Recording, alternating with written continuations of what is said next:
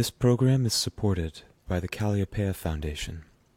Calliopeia honors all life as sacred and works to heal global issues at their root causes. The projects they support hold a common vision for a future built on love, reverence, and responsibility for our shared home. Their visionary generosity brings impactful projects to life. Hey for the Wild community, Ayana here. I'd like to offer my gratitude and thank you to the city of Bend, Oregon for generously supporting our work. From the rushing waters of the Deschutes River to the spring wildflowers that bloom in the mountains of the Three Sisters Wilderness, this place holds so much life and wild abundance. While exploring the land and waters of Bend, we encourage you to take a moment and consider those who work hard to take care of these spaces day to day. Trail maintenance and habitat restoration not only support the health of vibrant ecosystems, but also allow those who visit to connect with the outdoors. For the Wild is excited to work alongside Bend, Oregon to foster a culture of stewardship through Pledge for the Wild, a group of mountain towns that support responsible tourism through the preservation of land. Pledge for the Wild helps those who are passionate about nature conservation give back to local nonprofits that care for these wild places. We encourage you to support and visit Bend, Oregon, and help protect the land by giving back at pledgewildbend.com. Learn more at pledgewildbend.com. Okay, cool. We're going live and it's not live, but we're going recording in 3, 2, 1.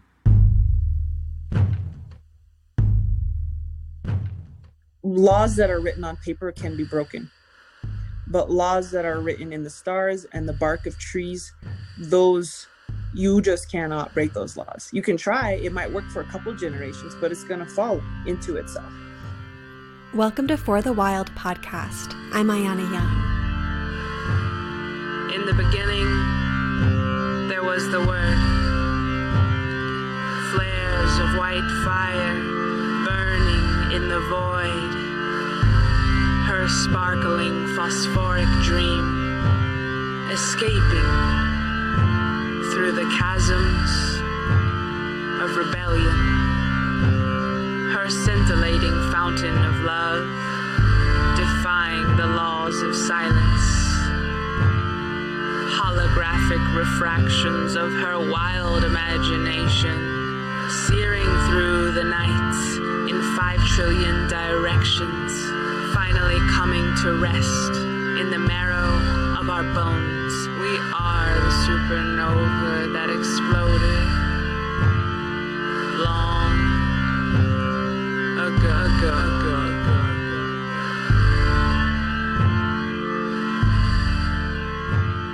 We walked into the valley together as one, not quite sure what we would become. I'm excited to share this refreshing conversation with my dear friend, Lyla June, as we explore poetry, language, and traditions that honor Indigenous rights and remind us all of our sacred responsibilities. Join us as we meditate upon the true spirit of giving back to each other and to the land. Lyla June was raised in Taos, New Mexico, and is a descendant of Dene and Cheyenne lineages. Her personal mission in life is to grow closer to Creator by learning how to love deeper. In 2012, she graduated with honors from Stanford University with a degree in environmental anthropology. She is a musician, public speaker, and internationally recognized performance poet. Lyla June ultimately attributes any achievements to Creator who gave her the tools and resources she uses to serve humanity.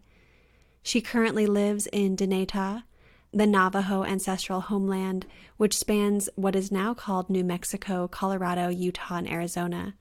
She spends her free time learning her endangered mother tongue, planting corn, beans, and squash, and spending time with elders who retain traditional spiritual and ecological knowledge. I am so happy to be sharing this moment with you, Lila. It is such a pleasure to spend time with you. I'm constantly inspired by the integrity and love that you carry in everything you do. Thanks for joining me and the For the Wild community. Thanks so much for having me, sister, and thank Creator for letting me be alive and well. I want to start off by saying that lately at For the Wild, we've been looking to poetry to find guidance and renewal in our own work, and we're just thrilled to reconnect with you around a special collection of poetry you released that responds to the United Nations Declaration on the Rights of Indigenous People, commonly known as the UNDRIP. And I must mention that all proceeds raised from lifting hearts off the ground, declaring Indigenous rights in poetry, go directly towards supporting Indigenous communities. I want to give listeners some background about UNDRIP. So, when UNDRIP was passed in 2007, it became a blueprint for upholding the inherent human rights of Indigenous peoples worldwide, and a crucial pillar in protecting Indigenous lands, water, and forests. Now, we often refer to this framework in our interviews and in our work to support land and water protectors on the ground. There is such potential contained in this declaration, and yet it's not legally binding, nor is it enforced. We're still seeing appalling levels of violence against Indigenous women and girls, brazen moves to expand resource extraction projects without free, prior, and informed consent, and widespread rollbacks of environmental protections. So we still have a long way to go to truly upholding Indigenous rights. So Lyla, you co-created this collection with Joy De Vito, who is settler Canadian, to, quote, breathe life into the seemingly dry bones of the Declaration, end quote. So to start off, I'm curious why you chose to translate the meaning of the UNDRIP using poetry. Joy is just like her name sounds, she's a joy to work with. She's a sweetheart. She is a student up in Canada, studying basically all these beautiful ways of how to do reparations and reconciliation. And she linked arms with me to create what I call red and white solidarity, where we have Indigenous peoples and European peoples banding together to create a real change. Me and Joy were a little bit daunted by the task because there's 46 articles in the UNDRIP. So we're like, okay, we have to write 46 poems. It's like, shoot, where do you start? And I said, you know what, Joy, let's just read the article. And the first thing that comes to mind, let's just write. That was the first draft. And we didn't change the first draft that much. What came out of our hearts instinctually after reading each article is what the book came to be. It's a beautiful book. You know, it's like embossed. The cover is embossed. And I just have to say the Mennonite Publishing Company, which is Common Word, did a beautiful job of turning this poetry into a very beautiful book. But yeah, it's a fun book. And a lot of people I talk to say, if it wasn't for this book, I never would have read the UNDRIP. If it wasn't for this book, I never would have seen how vast and how complex and how beautiful the UNDRIP really is. From what I understand, the Declaration of Human Rights came out after World War II, after basically Nazi Germany did their thing.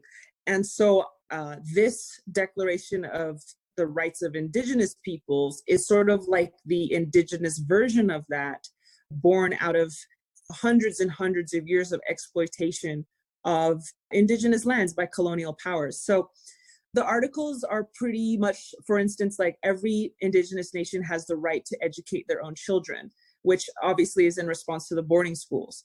Every Indigenous nation has the right to form their own governments, which of course is in response to how colonial powers would move in and create a government for Indigenous peoples that was basically a mirror reflection of a Eurocentric form of government.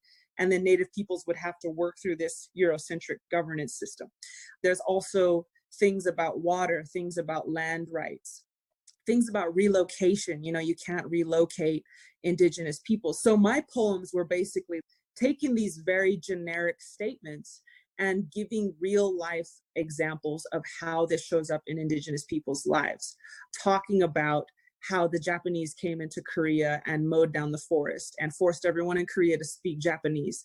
Talking about Ben Nighthorse Campbell, who was a Native American Republican congressperson, and how he was forced to participate in a colonial government that was basically, he was going to lose before he even walked in the door.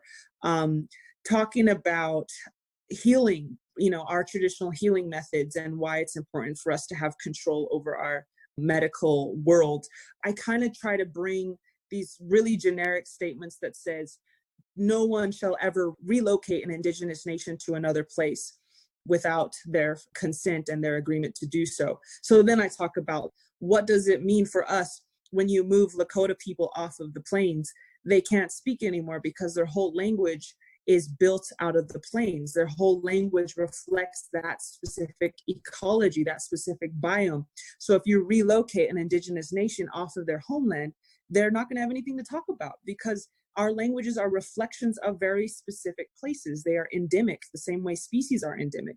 So talking about that and sort of, breathing life into this and showing how these rights are important to have in everyday life.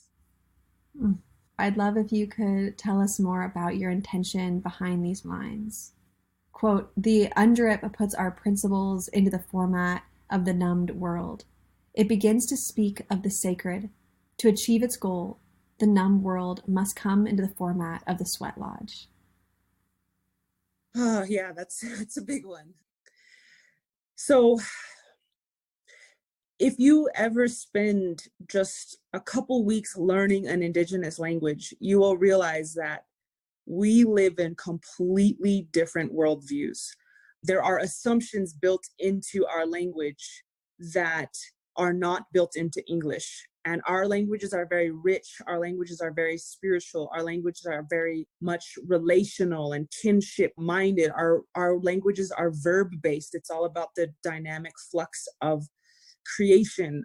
So as soon as you write anything in English, which the UNDRIP is in English, you are already missing out on entire universes of indigenous experience, entire universes of indigenous thought, entire universes of indigenous planning, implementation, and reflection. A lot gets lost in translation. I would dare say like 90% of what we're trying to talk about gets lost when you translate from our languages into English. For example, to say mother, you don't say ma, you say shimma, which means my mother. She means my, ma means mother, or ama means mother. So you always link she with any of these kinship words because you're saying you are my mother, you are my precious mother. And built into that word she is like this attitude of preciousness, that you're so precious to me. And our word for maternal grandmother is different than our word for paternal grandmother.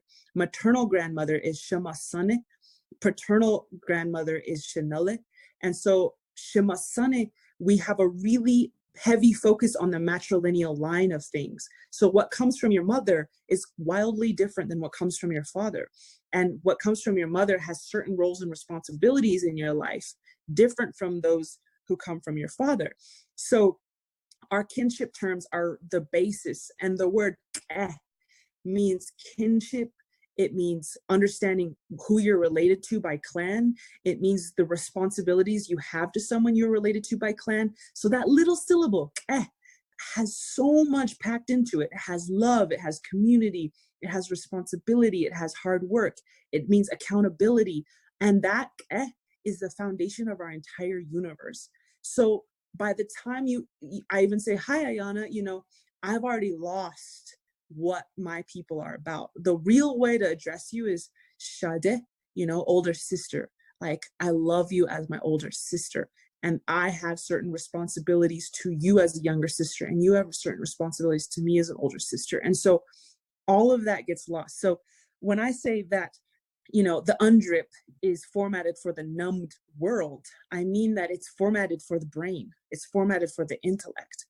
And a lot of what the Western world believes to be true is that which the intellect believes to be true. You have our hearts and our spirits going into atrophy when we enter into Western institutions such as universities, such as politics, such as writing books and reading books.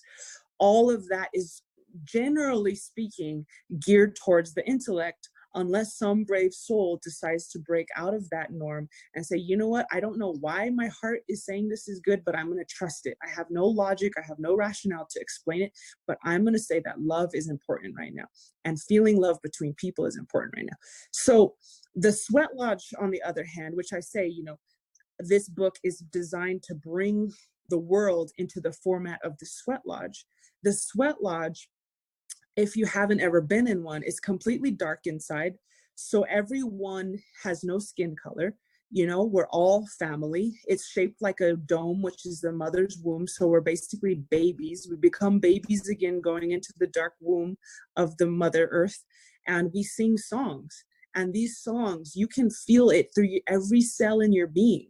And the knowledge that you're learning in the sweat lodge is not understood through the intellect. It's understood through the whole body. It's understood through the heart, through your prayers, and it's understood through the spirit. And so when I went to Stanford University, I had a really hard time there because I wanted to say hi to everyone. And I wanted to treat everyone like my relative. I wanted to say hi. And everywhere I went, I was waving at people and people thought I was crazy because that is just not compatible with a world that is distant, that is intellectualized, and a world that is numbed. And so that's hopefully explains what I meant by that is let's bring these articles of the UNDRIP down into reality, Indigenous reality, where our way of knowing is honored. These issues are, I think, really at the core of our disconnection from, and when I say our, I mean this dominant culture's disconnection from the real world. Like I think about that statement too. People go, oh, I have to go back to the real world. What are we even saying is the real world these days? Is the real world capitalism, or is the real world relationships in the earth? And I just am so grateful for all of this reworking that you're doing in our psyches with language, with the way we understand how we're relating to one another.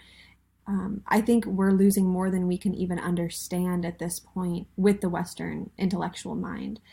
So I feel so aligned with you, and we would love to hear you read a poem or two or more of your choice, and then I'd love to break those down and talk more about them after you read them for us. Sure. Okay, so Article 31 says, Indigenous peoples have the right to maintain, control, protect, and develop their cultural heritage, traditional knowledge, and traditional cultural expressions, as well as the manifestations of their sciences, technologies, and cultures, including human and genetic resources, seeds, medicines, knowledge of the properties of fauna and flora, oral traditions, literatures, designs, sports, and traditional games, and visual and performing arts. They also have the right to maintain, control, protect, and develop their intellectual property over such cultural heritage, traditional knowledge, and traditional cultural expressions. Part 2 of the article says, in conjunction with Indigenous peoples, states shall take effective measures to recognize and protect the exercise of these rights. So this is a intellectual property article, which is saying, because a lot of Indigenous peoples, like the acai berry, right, has become really popular in Whole Foods culture, where we know it's an antioxidant, we know it's a superfood, but who developed the acai? It was Indigenous peoples who crafted it. And then someone's like, ooh, we could make a buck off that, right? So it's talking a lot about stopping the marginalization of Indigenous creations and stopping the exploitation of that. So what I wrote is maybe not what you'd expect, but this is what I wrote in response. The old ones say we do not own the land, much less the songs, much less the symbols gifted to us by the Star Nation. Who can own the only thing worth having? Who can own God? The Lakota were the most generous of us, freely giving their sacred technology to all who asked for it, to all who needed it. Take it, they said. Take it, for we cannot hoard what was freely given to us. You can try to sell it. You can try to exploit it. You can try to patent it. You can try to own it. Try it. The moment you think you own it is the moment it disappears, slipping through your fingers like holy water. You cannot hold it. You can only be held by it. We do not carry this sacred pipe. it carries us through the valleys and over the hills. It cannot be owned. You can only pretend to own it, just like you pretend to own your own flesh and bone. But ultimately, even that, you cannot take with you on the soul's journey home. So that to me was sort of my response to the article, because I see that the article is saying, listen, if this indigenous nation planted and cultivated over thousands and thousands of years the acai berry, they have the right to patent it. We can't take it. But I kind of flip that on its head and say, you know what? I bet if our elders could do the same thing again, or could have another try at everything that happened in colonization, I bet we would do the same thing again, because it's our job to give and it's our job to love. And if the world takes that and exploits it, that's on them. You know, that's their deal. That's their stuff that they got to deal with. But it's our job to give. And it's our job to support, even if it's a scraggly pilgrim who just landed on the shore and is starving, you know, and even if their descendants are going to completely wipe us out, it's our job to give and to help unconditionally whenever we can. So that's I'm sure a lot of my contemporaries don't agree with me on that, but that's my feeling. And that's what I've learned from our elders, the really gentle elders, the really connected elders, is they say, like, we need to give this medicine to the world. That doesn't mean the world should exploit it, but the moment that the world tries to own it, I mean, they're not gaining anything. They're losing in the most profound way that they can to try and own something sacred. So that's them. At least we got to give a lot of antioxidants to a lot of people whose bodies were dying because they were eating American food. You know, at least we got them some acai berries in their system. You know what I'm saying? So that's my thought on it. That's very personal, though. Mm-hmm. Ownership is such a strange way of living through this world. And I think about the plants. They are also very giving. They give their soil and they give their nutrients and they give their shade and they give their bodies and they give their flesh and they give their scents and they give their beauty. And even though they've been exploited and raped and pillaged and burnt down and logged, they still give. This is something that I talked about with Bronte Velez on our episode, The Necessity of Beauty. How are we able to show up in our generosity and our beauty when we know that this colonizer dominant culture is on a trajectory to continue to exploit that? But I agree that it is on them. It is on those who are strangling that power between their grasp to try to get some type of fulfillment, which I agree with you. I don't think it actually is fulfilling to have that stranglehold on beauty, that exploitation on the generous world. It's interesting for those of us who want to be those gentle givers, how we can continue showing up and giving and being open and receptive, also knowing that there is a lack of safety in that, but also what else would we do? How else could we be in alignment with our own integrity?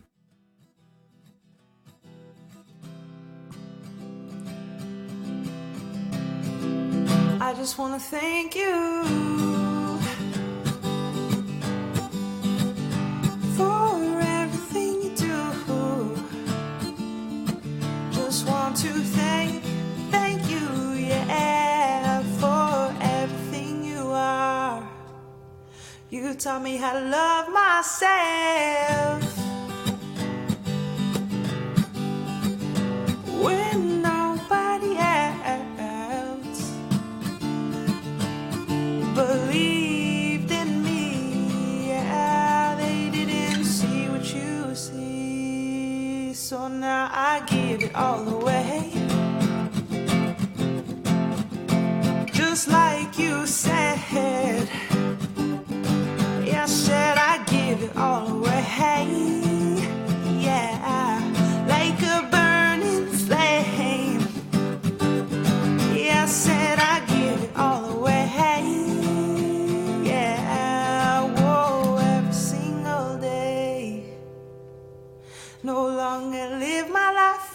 myself. Now I'm living for everybody else. Never knew you could be so poor and have so much wealth. 'Cause now I'm rich in my soul, like never before.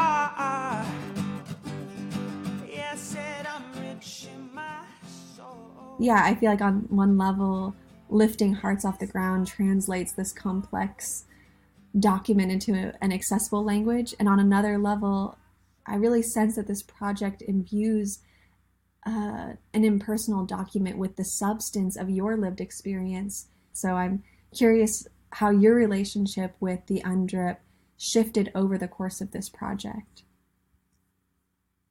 Yeah, I definitely disagreed with the hidden assumptions within a lot of these articles. Like there's one poem I wrote that says, laws that are written on paper can be broken, but laws that are written in the stars and the bark of trees, those, you just cannot break those laws. You can try, it might work for a couple generations, but it's going to fall into itself. And so what's ironic about this whole book is I inherently disagree that words written on paper are going to be the final say. Again, we will have to feel these words, we will have to experience them and know them in our body before we ever change. But the beautiful thing is that the beauty of unsustainable behavior is it won't be sustained. It's like a blip on a screen. It exists ephemerally and then it ceases to exist. That's what Rome was. You know, Rome existed for a little while and then it died. And Chaco, you know, Chaco Canyon, where we had caste systems and we weren't taking care of the land, it was born and then it died. Creator sent us a drought to give us the courage to change because that was not a sustainable society. So I think that those laws are the ones that we really are going to end up listening to, not out of choice, but out of it's just the way things are. Nothing can exist without love. And if we lose love, we will cease to exist. Nothing can exist without water. If we poison our water, we will cease to exist, you know? So I do disagree with a lot of fundamental assumptions hidden implicitly within this UNDRIP. However, what I do like about the UNDRIP, it articulates the things that have happened to us. It articulates that, yes, we have been relocated against our will. Yes, we have had our languages destroyed. And I really love it for that. It gives people insight into all the different ways Indigenous peoples have been disempowered. Even though it is formatted for the numbed world, it took many decades to publish this thing. And a lot of people worked very hard. And they worked at the UN and they consulted with Indigenous nations and the Indigenous nations consulted with the UN. And I think it's really beautiful and good. And it gives us a good guiding light. So I did, you know, I have a few snarky poems in this book that are kind of almost jabbing at the UNDRIP and like, you know, like this is great, but we need to go deeper. But even with those little jabs, I'm really appreciative of it. And I really think it's worth reading. Mm-hmm. I think about this other critique that I had about UNDRIP, just considering how a monolingual document ignores the responsibility on the part of the settler governments to learn Indigenous languages required to enact true nation-to-nation relationships. And I just wonder what it would have been like, or what it could be like, if UNDRIP were to weave in Indigenous languages within it. And I mean, I also could imagine logistically that might be challenging because there's so many, and how would they even choose which languages get prioritized? Well, there were 80 plus languages spoken in the state of California alone before colonization. So there definitely is a lot of linguistic diversity, which people are finding is deeply tied to biodiversity, interestingly. I totally hear you. And I think that it would be hard to translate this into all the Indigenous languages, but what might be good is if it was written first in an Indigenous language so that that paradigm of that language was infused throughout the document and then translated into English.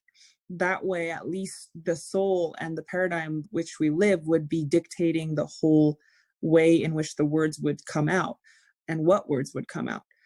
I agree. I'm in a PhD program right now, and we had to write some policy papers. They weren't real policy, but just take a stab at trying to do policy. And one of the things I said is every single elementary school student will take 1 year of an Indigenous language.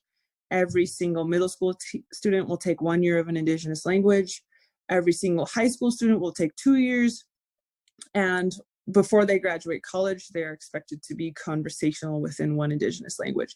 And people might be like, well, that's crazy. We can't expect American college students to learn an Indigenous language. Like, they got other stuff going on. But it's like, actually, no, you are on Indigenous lands. If you want to come here, you need to learn our languages. You need to understand what we're talking about. You need to understand our worldview. And if, like you said, if there's going to be a true nation to nation relationship, we need to understand each other. And why are we always the ones who have to go out and learn English and get soap in our mouth if we speak an Indigenous language, and go through the boarding schools and get whipped if we speak our language, and always having to learn English? But then the American society doesn't have to take any effort to understand us. And ironically, they are impoverishing American, mainstream students by keeping these languages from them. That we are impoverishing the world by letting these languages go extinct, because held within them is really juicy, epic, beautiful paradigms that could pretty much save our whole planet. And so I totally agree with you there. And that is a big critique. And I know it's in several different languages, but I'm pretty sure that most of them are Eurocentric languages. So I think that would be a really good step to at least translate it into a few different languages. Mm-hmm. And yeah, what also I feel from speaking with you about this a few times is, and even in this interview, what's within these Indigenous languages, ways in which we can relate to the land. And when we are so disconnected to the land, we need every tool, every skill to be able to relate back to the land. I'm thinking, for instance, there's in another poem you write, we would have typed faster if our iPhones spoke Diné-Bizad, the Navajo language. There will be a day when we will not be auto-corrected out of existence. That was so beautiful. And maybe this is another moment where you could read us another poem. Sure. Let's see. There's a lot of poems in here I like. Yeah, I could imagine it's hard to choose. It's all good. All right. So Article 33 says Indigenous peoples have the right to determine their own identity or membership in accordance with their customs and traditions.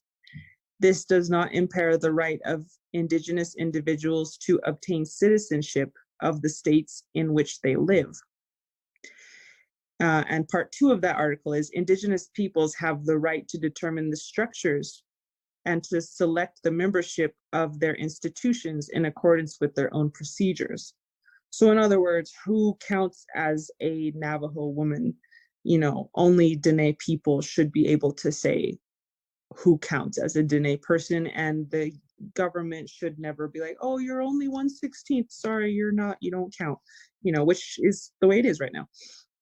So anyways, the idea of Indigenous peoples have the right to determine their own identity was sort of the line that I riffed off of in this poem, thinking about our identity as Indigenous peoples and what I have seen throughout the country and throughout the world. So this is what I wrote. Rise, people of the wild rice. Rise, people of the red willow. Rise, people of the middle river. Rise, people of the aguaje palm. Rise, Lafkenche. Rise, Pahuenche. Rise. Rise, Mapuche. Rise, Ganekahage. Rise. All of you rise to speak your truth. We need more people who name themselves after the land instead of naming the land after themselves. Learn from us, Washington. Learn from us, Georgia. Learn from us, Louisville. Learn from us, San Luis Obispo. There is a vast world, unbeknownst to you for now. Climb to the mountaintop, look out into the valleys. See just how much you do not and cannot control. So I wrote that poem because I noticed that a lot of Indigenous nations, if you look at how we identify ourselves, it's often related to the land that we live in. So Doitekota, one of the, I believe, the Pyramid Lake area tribes, and what that literally means is the people who eat this kind of fish. So they literally name themselves after that fish. And the word Mapuche, which is the indigenous peoples of Chile, it means, Mapu means earth and Che means people, so people of the earth. And within the Mapuche nation, which is a really vast nation, there are subgroups. For instance, there's the Pohuenche, and Pohuen means it's a certain nut that they harvest from what in English we call the monkey puzzle tree, but in their language they call it the Pohuen. So the Pohuenche are people of this nut, and their entire economy and their entire livelihood revolves around this sacred nut that is highly nutritious. And the Anishinaabe oftentimes view themselves as people of the wild rice. And so they're naming themselves after what they eat, and they're naming themselves after the land. And so I noticed that when the European colonizers came, who had the indigenous spirit beaten out of them for millennia, and I'm sure they did used to identify themselves this way, but because of the Roman expansion, because of the witch hunts, everything, they caught a little bit of amnesia. So when they came over here, they said, okay, well, this is Washington, and I'm gonna name it after George Washington. And this state, will call it Georgia. We'll name it after, George. This is Louisville. We'll name it after Louis. And all of these different names that the land was given was naming the land after these men. And to me, that was the fundamental paradigm that we needed to shift, was how do instead we view the earth belonging to us?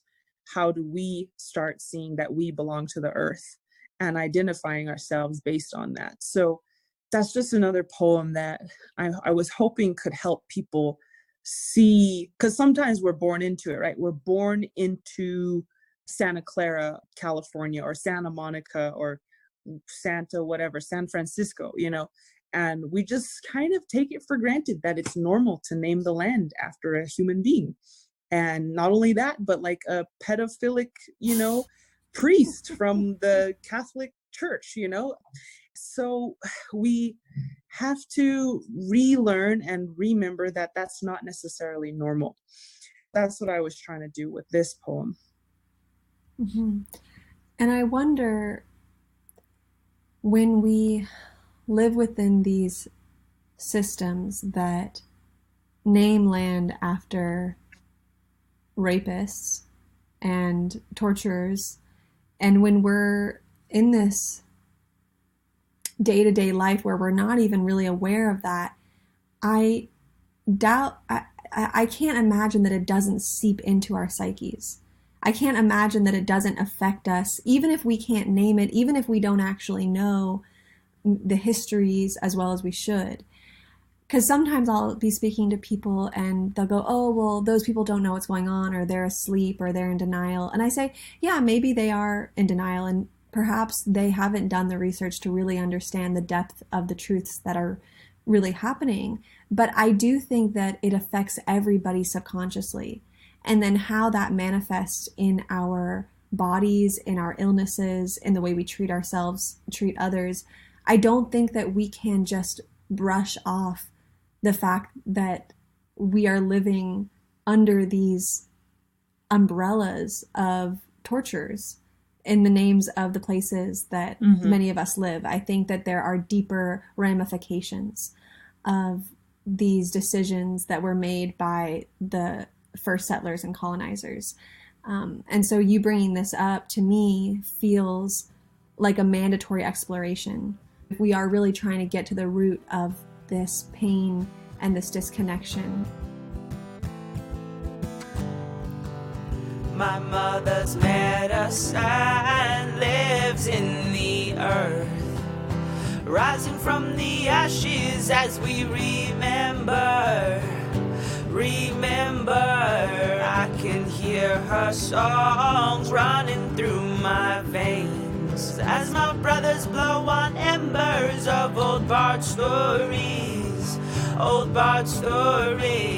I will place my feet in the Tuscan streams to mend the tattered edges of my father's dreams.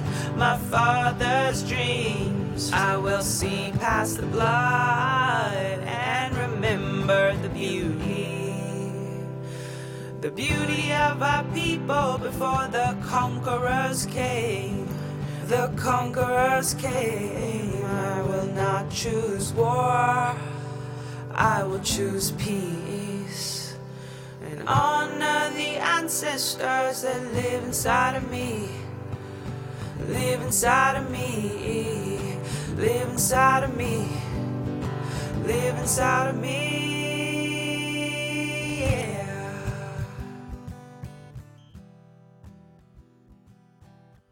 I want to shift our conversation a little bit to talk about Native American Heritage Month, since we are in the month of November.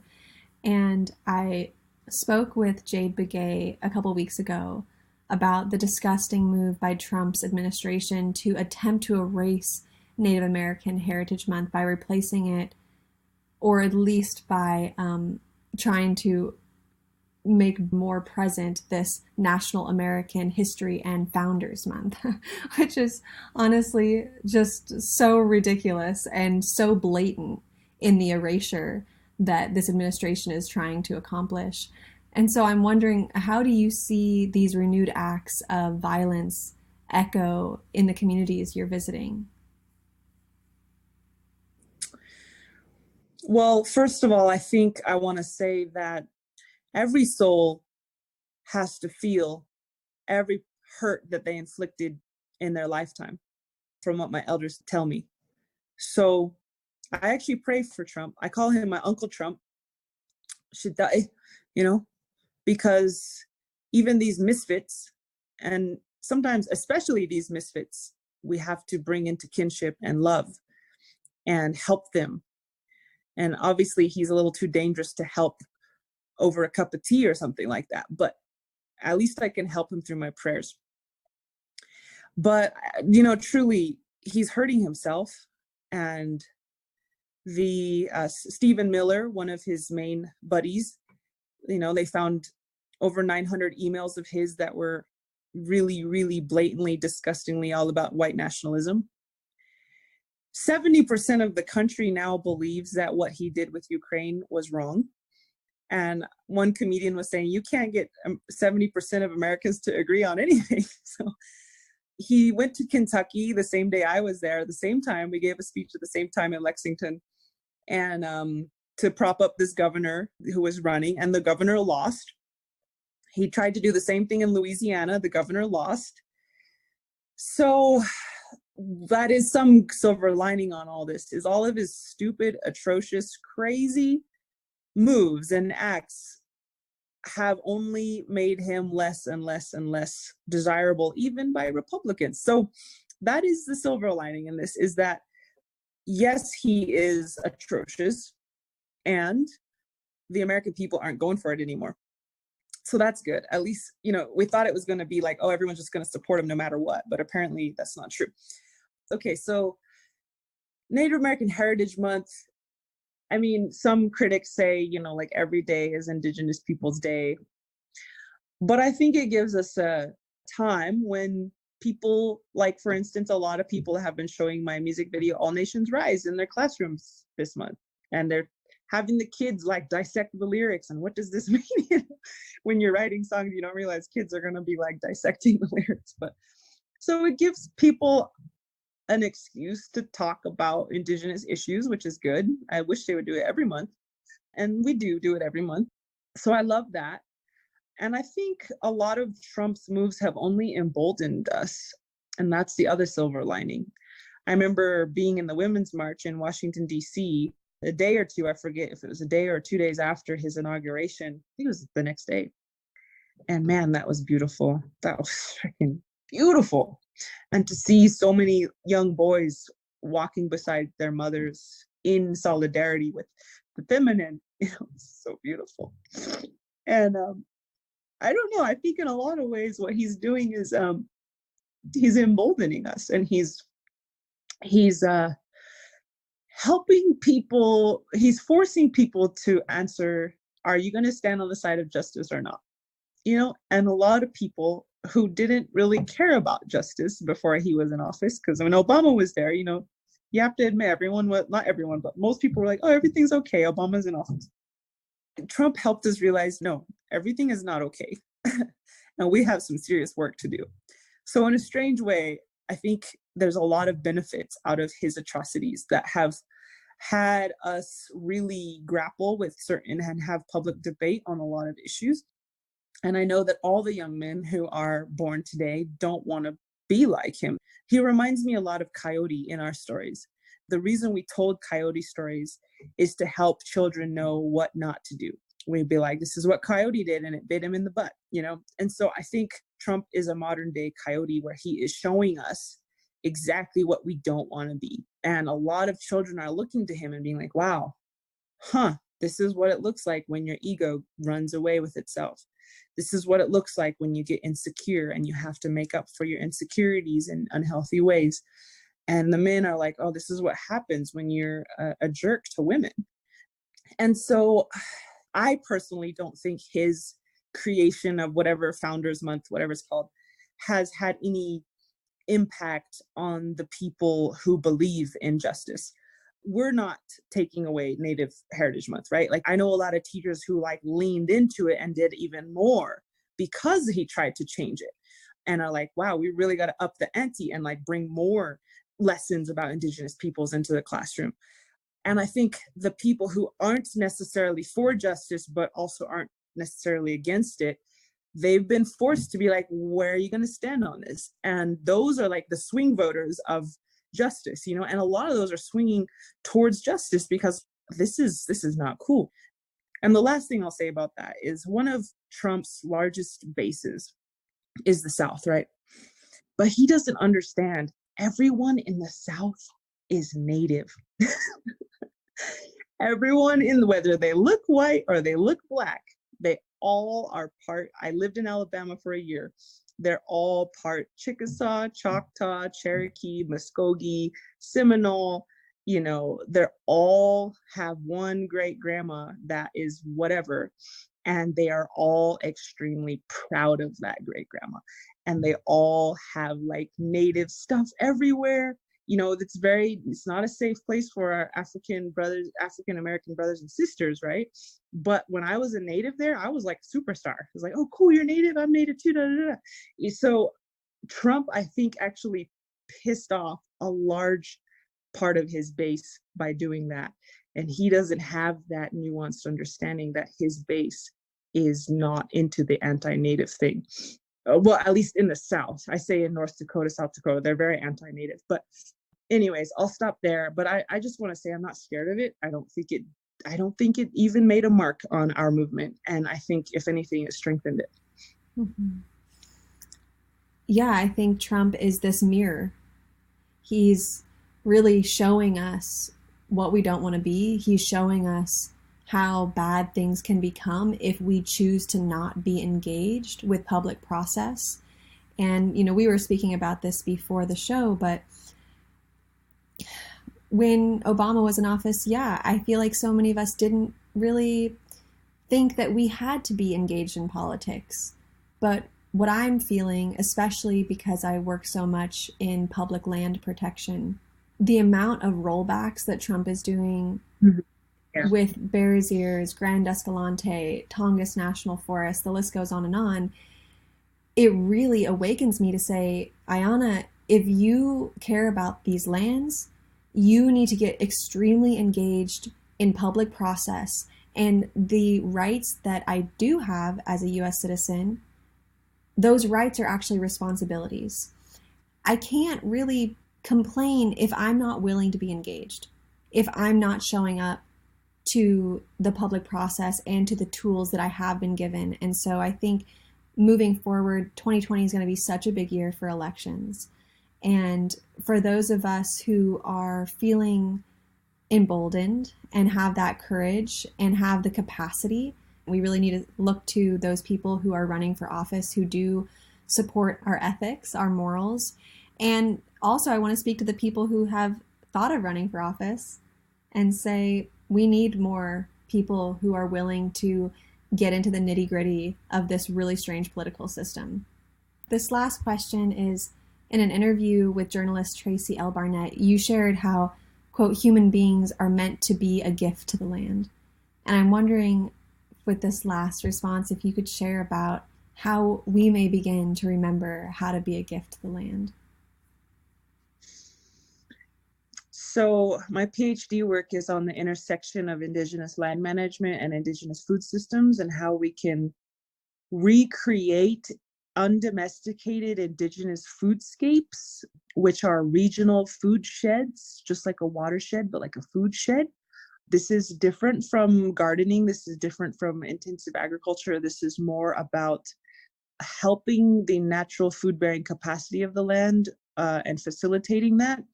For instance, the Shawnee tribes in Kentucky used to plant hickory nut, walnut, chestnut, and a whole bunch of different varieties of acorn.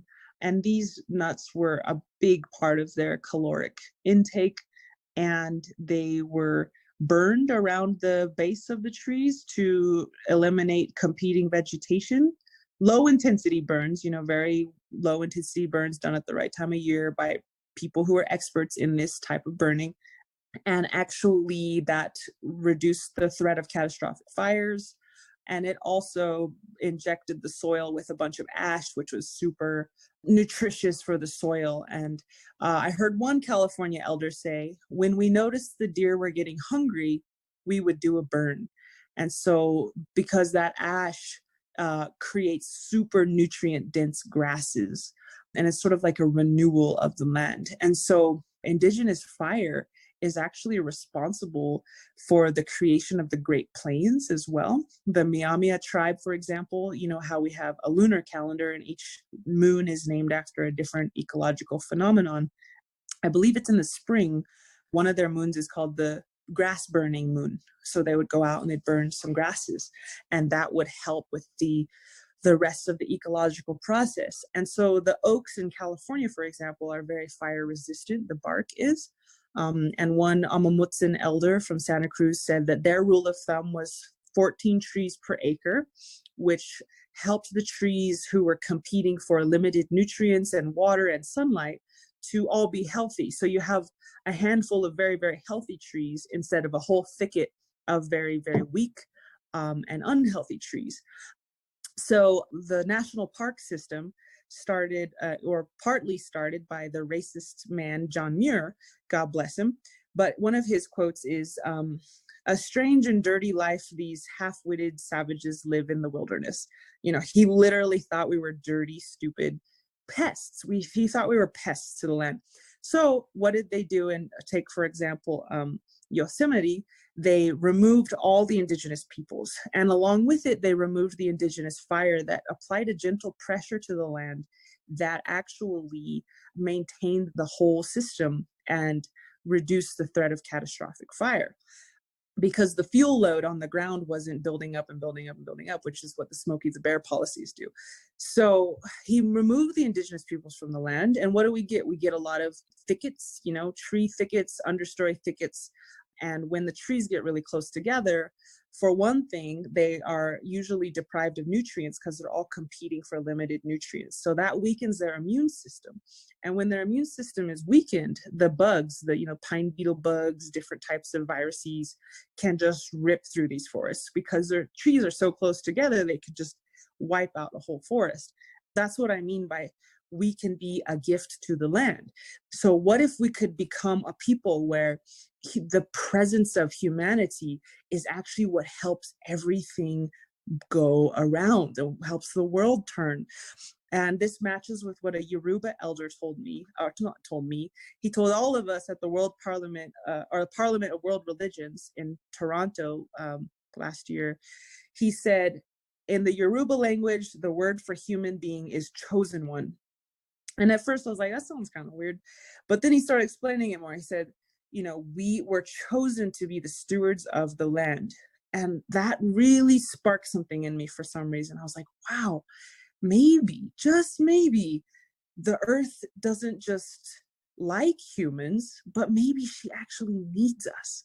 Maybe this brain we were given by Creator is supposed to be used to groom the land, to maintain the land, to make sure the deer have grass to eat, to make sure the buffalo have grass to eat by burning patches on the plains, and making sure that the desert is taken care of. My people, we eat yucca fruit, we eat sumac berry, we eat wolfberry, we eat rice grass, making sure that all the other animals have berries to eat too. Planting berries along the desert scape, reseeding the land, burning the land in low intensity fires where necessary, pruning the land, taking care of the beavers. Everything has a purpose here. Every single thing. Would Creator just make humans and it was like an accident? My people would say, no, humans are not an accident. We are supposed to be here. We belong here. It's just when Coyote infiltrates us and tries to turn us into his vibe, which is all about enslaving and power and hierarchy, that's when we lose touch with our true purpose on the land. And so how do we come back to becoming medicine for the land? And I think one way you can do that is to plant a pollinator garden. That's one simple thing. Human beings can plant seeds. We have these hands, we have soil, we have water. If you plant a whole bunch of flowers that the pollinators like, you are being medicine to the land. It's not that hard. And have that kind of thinking and expand it to other ways as well. From my heart to yours, I'm so grateful for you, my sister. Thank you for joining us today. And I want to say to listeners that they can purchase a copy of Lifting Hearts Off the Ground, Declaring Indigenous Rights in Poetry, and all of the proceeds will go directly towards uplifting Indigenous communities. And you can find the collection at commonword.ca. So please support this amazing initiative and really start to understand this declaration a bit better through Lyla's beautiful words. So thank you so much, Lyla. And I know you are a busy, busy person. So go on and continue with your amazing force in this world.